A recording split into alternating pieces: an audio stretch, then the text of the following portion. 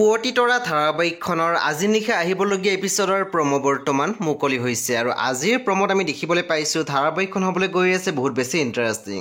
বলকচোন চাওঁ আজিৰ প্ৰমোত কি দেখিবলৈ পাইছোঁ। আজি এপিছডৰ প্ৰমোত আমি দেখিবলৈ পাইছোঁ জিউৱে অনুক কৈ আছিল, আজি কেইদিনমানৰ পৰা মই কথা এটা মন কৰিছোঁ, তুমি কিন্তু আজিকালি বিৰাট ফূৰ্তিত থকা হৈছা, কথাটো কি? তাৰপিছত আমি প্ৰমোত দেখিবলৈ পাইছোঁ প্ৰিয়মে বেদক কৈ আছিল, মই তোক ভাল পাওঁ আৰু এই ভাল পোৱা আজিৰ নহয়, বহু আগৰ পৰাই মই তোক ভাল পাওঁ।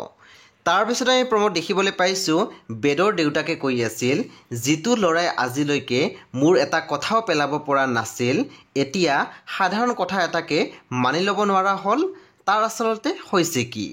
তেতিয়া আমি দেখিবলৈ পাইছোঁ বিন্দুৱে দেউতাকক কৈছে প্ৰেম হৈছে দাদাৰ। তেতিয়া আমি দেখিবলৈ পাইছোঁ দেউতাকে কথাখিনি শুনি আচৰিত হৈ পৰিছিল।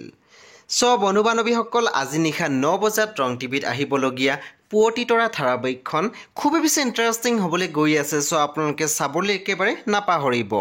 পৰৱৰ্তী আপডেটৰ বাবে আপোনালোকে আমাৰ চেনেলটো ছাবস্ক্ৰাইব কৰি কাষত থকা বেল আইকনো টিপি দিবলৈ একেবাৰে নাপাহৰিব।